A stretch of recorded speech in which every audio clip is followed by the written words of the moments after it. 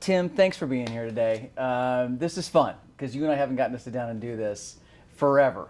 And last week, I'm sorry, the week before last, I bumped into you and you came out and I was downstairs talking to some folks, and you looked different to me. It was shocking. I'm like, I know that's Tim, but it's a different Tim.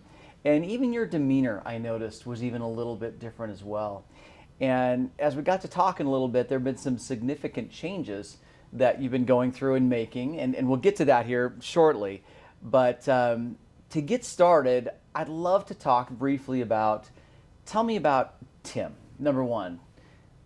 What are you all about? What did you do before real estate? What are you doing today? And what are you doing in real estate today? Well, let's see, what did I do before real estate? Yeah. How much time do we have? Well, we can edit. It's kind of a book. Yeah. Let's see, born and raised in Scottsdale, Arizona. Okay. I moved to Los Angeles and was there for a little while. Yeah. Moved to Las Vegas in 1992, and then back to LA in 2001. Wow. Okay. And then back to Vegas in 2010. Yeah.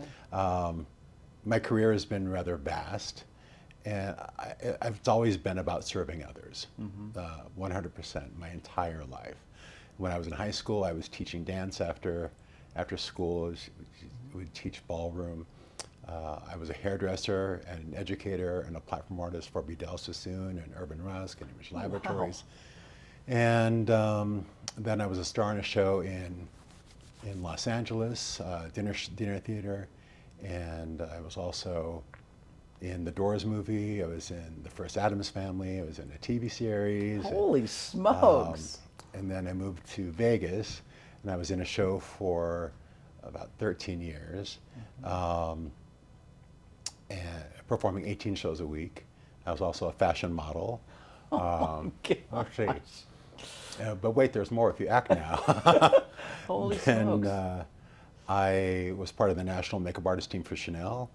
I was an executive with Johnson & Johnson for approximately 17 and a half years. Oh, wow. I managed their one prestige skincare brand in 5.5 states.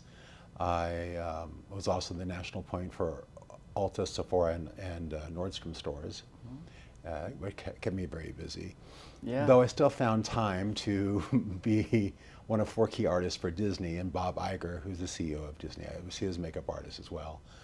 And then moved back to Vegas, and then was just kind of made this my hub and transferring out. And when I finally, or should I say eventually, unfortunately became injured due to my work, and I couldn't do that anymore, I found myself in my living room looking around wondering what I'm going to do.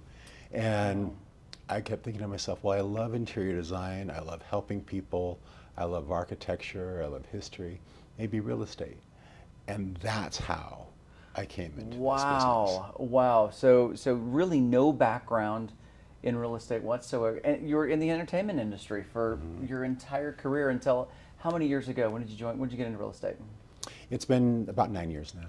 9 years in real estate, okay. 9 years, almost. And did you join with this company 9 years ago? I did. Okay. Our former CEO, Mark Stark, he hired me. Yeah, yeah. So I had the corporate background and sales background. And I think that helped me a lot. Excuse me. I think that helped me a lot coming into real estate. Yeah. That and my passion for helping others. And I've spoken to many different people that want to come into real estate, and so many have an interesting thought process about coming into real estate. And a lot of the time it's about money. Yeah. And I tell them, you know, money will come, but if you focus on helping others, and really that's the key, I think, in our life, is how can we serve others. Money will come, you know, happiness will come, a lot of things will come to you. Yeah. You and I are in complete alignment. I completely agree with you. We're on this earth to serve, first and foremost. And you said it best. You know, the money will follow. If you're doing the job you should be doing, and you're doing it better than everyone else, you will have no problem being incredibly wealthy in this industry. And obviously it's served you very well also. Or at least spiritually wealthy. Yeah, Yes. absolutely. Well, Tell me about this most recent personal challenge that you faced and what you've been doing to overcome this. Would love to learn more about that. And then really, how did the experience influence your approach to real estate? So, well, when I came into real estate, I had gained a bunch of weight. I had 2 hip replacements from my previous position, and actually I didn't tolerate very well. And I had a good friend that was enabling me, and I was really rather burnt out from my job. And all I wanted was some comfort, which I found in the form of a cheeseburger, or many cheeseburgers. I'm with you. Yeah, I'm with you. So gaining about almost twice my weight, Wow. I came into real estate, and it just kept trudging forward. And finally I got to a point this year at the beginning of February, and I started thinking, how much time do I have left on this earth? And really that was the question. And we don't have even tomorrow promised. We don't have today promised to, quite frankly. Yeah. And I started thinking about how I want to live my life. Do I want to live in the shadows, which is what I've been doing. I had been hiding out. I hadn't been going out and experiencing life. I would always wear black, well, because that was transitioned from cosmetics. That was the color of cosmetics. Yeah, they say it's slimming. Yeah. I just felt like I looked like a black olive, Yeah. But whatever. So I just thought about, how do I want to live my life? Yeah. And did I want to live my life? Yeah. And I did. So I fought. Wow. And I've had many people come to me. So, all right, let me fast forward. So we're now in almost the middle of August. So this was February 19th that I started of this year. And I'm down about 140 pounds. Now I haven't taken Ozempic or anything else like that. It's just been me. Yeah. Tim, that's unbelievable. You'd mentioned to me a little bit a couple weeks ago that you were down over 100 pounds. I didn't know it was 140 pounds even. That's a person. I lost a human. You lost a person. That is absolutely amazing. And how did you do that? You just clearly discipline and accountability, I'm sure. Is there anything specific? I mean, I think most of us, even me, I'd love to lose 10 pounds by the end of the year, and I'm working on it right now, as a matter of fact. I can get you into that by the week. Yeah. But I love that. There's no magic pill, but what was your journey? What did you do that?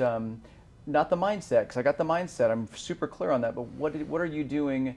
What actions are you taking to ensure that you're continuing along this journey? Well, a lot of it is diet. Yeah, of course. I drink at least a gallon of water every day. Yep. Have a protein shake in the morning. I have my dinner for lunch, which is usually protein and some kind of vegetable. It started with stir-fried veggies and shrimp, and it evolves back and forth based on plateaus that I've hit. And dinner, I have a little protein shake, just protein and water, generally. Started with bone broth, and it's evolved to that. Yeah. It's really not exciting. No. But as long as it's working. Yeah. And the goal is to not just lose the weight, but also make myself healthier and happier in the end. My end goal is 200 pounds. And hopefully I will achieve that before Thanksgiving. That's amazing. Yeah. It's amazing. And the mindset, I went through a small stage when I was trying to get super lean one time, and I was going through a coaching program that worked on you physically as well as mentally. And I learned so much. It was a week program that I took out of Scottsdale, Arizona, of all places. And it's amazing that the small nuances that you make, the 1%, you do 1% better every day, and you start retraining what you do. The biggest thing I learned was looking at food as fuel rather than something that you are looking forward to enjoy. And that's hard.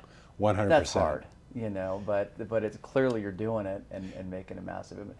Tell me what this has done for your real estate business.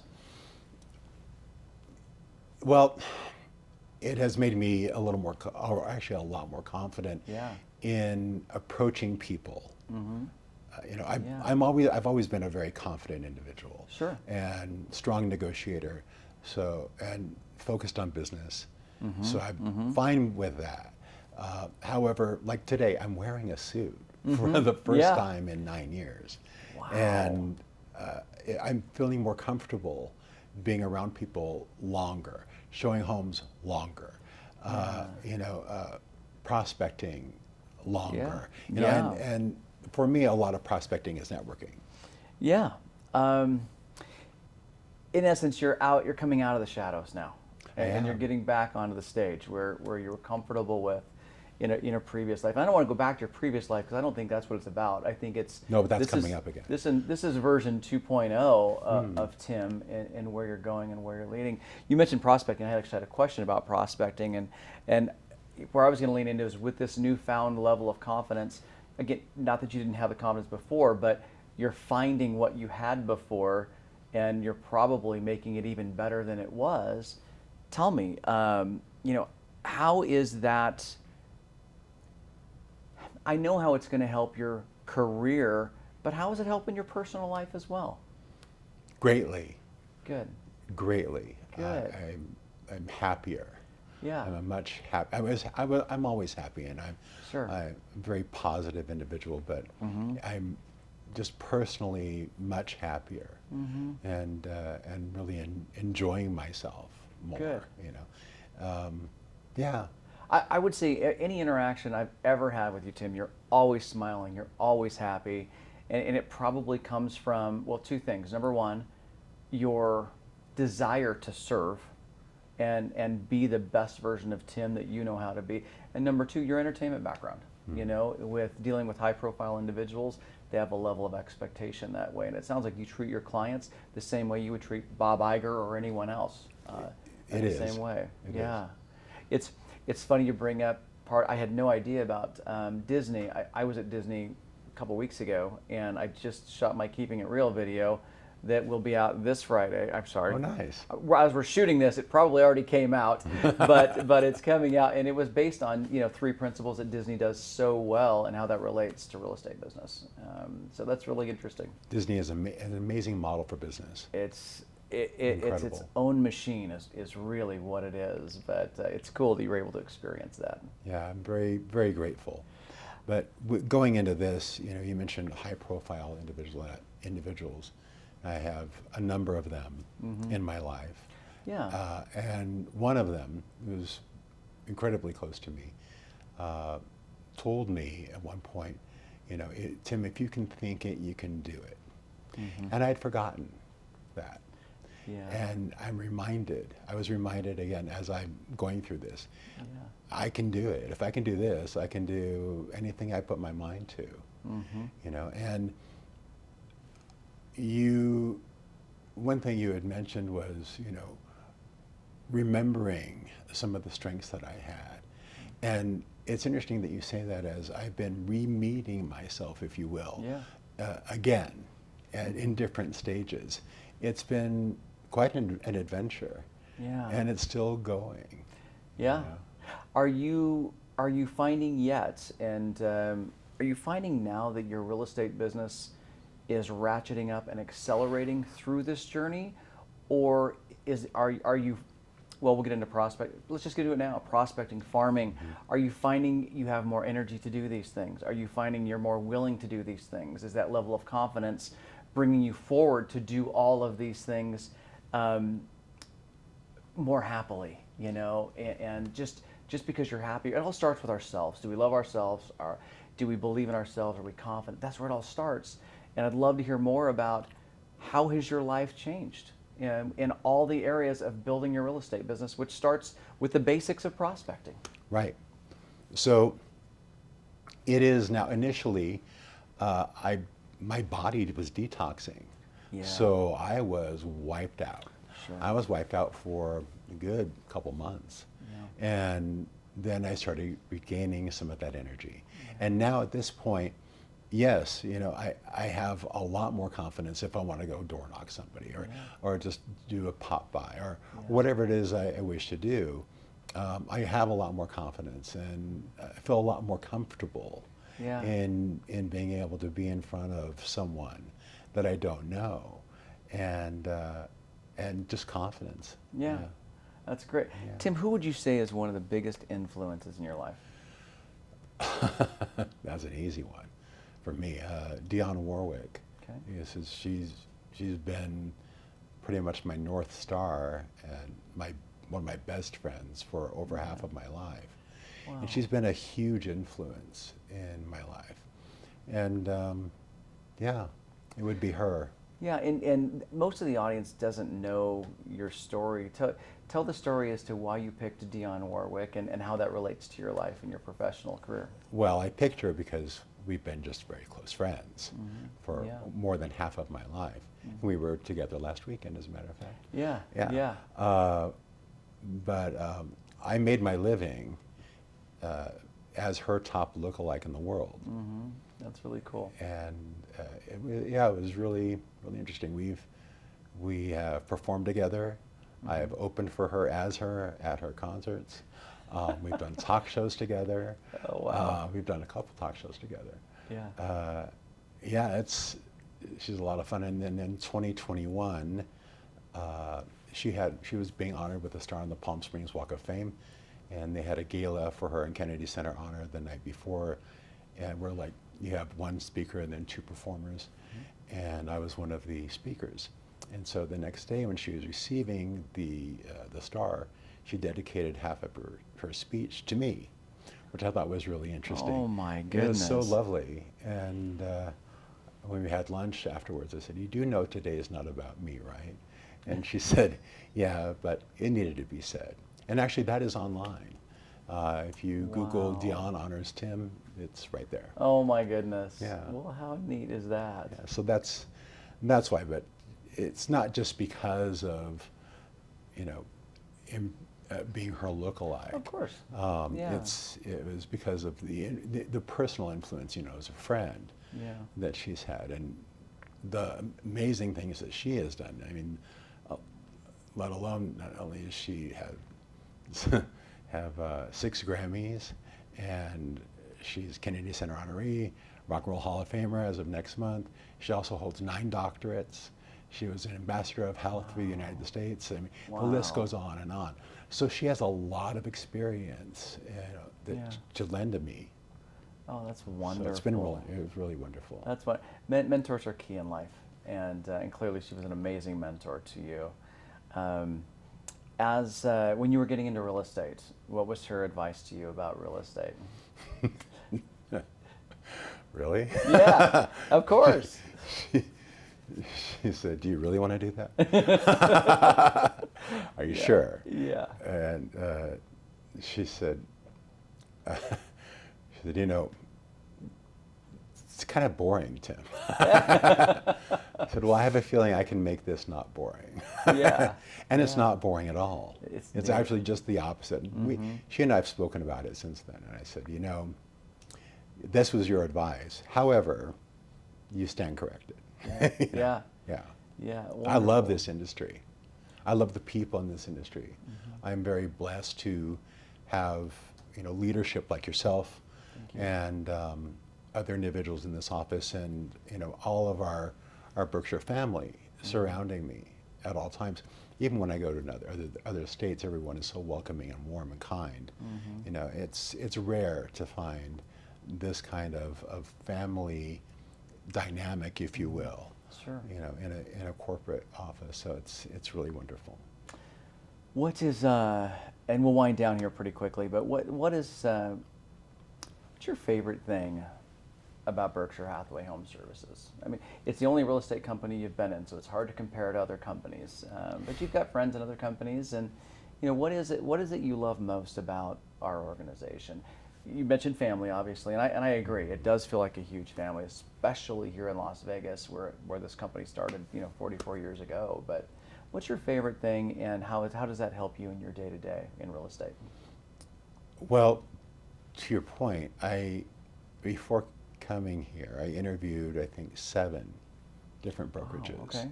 And something kept tapping me on the shoulder to come here, and I was unfamiliar. And then a friend of mine mentioned our former CEO, and I looked them up. And then they called me back, and that's how I came here. Professionalism is the first thing that comes to mind. We have a standard at Berkshire Hathaway. We do. And the standard is high, and it sets the bar, in my opinion. And it sets a bar for our industry. And day in, day out, I meet agents that are not with Berkshire Hathaway that fall very short of that standard. And then makes me even more grateful of where I am. Well, that's wonderful. That's wonderful. And hopefully it adds to that level of confidence that you carry as well. Most definitely. You know, when going on listing appointments or buyer consultations as well. So. Well, Tim, thank you so much for your time today and for sharing just kind of a slice of your life with our whole company. We're going to be doing this more and more, and I'm going to try to do this once a month with folks because there's more. It's more than just real estate. It's more than just a sign in the yard. We have an incredible ecosystem with about 2,800 amazing individuals in this company, and I just want for all of you to know all of you. So moving forward, you'll see more of this. Tim, an amazing individual right here in our St. Rose office in Henderson, Nevada, does an amazing job. And as you can see, just an amazing human being. So blessed to be here with you. Thank you so much for your time today. I'm truly honored for the day. Thank you so much. Thank you, my friend. And thank you all for watching. We'll see you soon.